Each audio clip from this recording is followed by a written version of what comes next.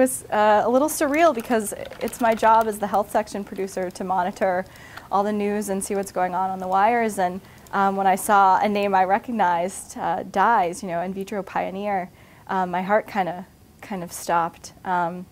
This man, Dr. Edwards is basically connected to me for my entire life. If it wasn't for him, I wouldn't even be sitting here talking to you. It's really that simple. So in 1981, I was born the first test tube baby in the United States. How many times have you said that to the media? At least 875,000 million times. And I've met him, had great conversations with him. He was quintessentially British, had a great accent, a wicked sense of humor that was very subtle and very dry, and just was a brilliant, brilliant man. And he was the first to really give hope to people that were dealing with infertility. This man made this technology possible. There's something, couples had heard they would never be able to have children of their own, and he made it possible. Elizabeth, Jordan, Carl.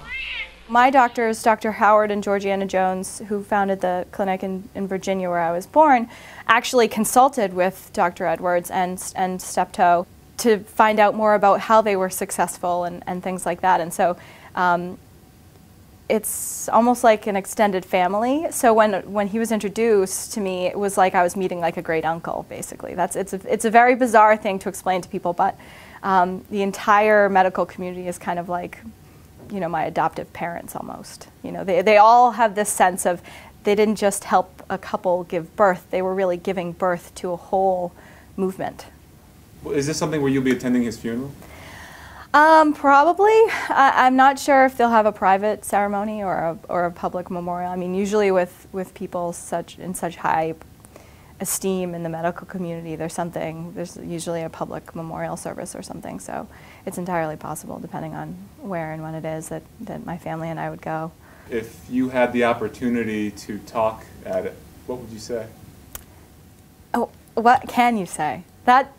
This is the one thing I've been struggling with today, is in my piece on Boston.com, I said, I really cannot explain to you what these people have meant in my life.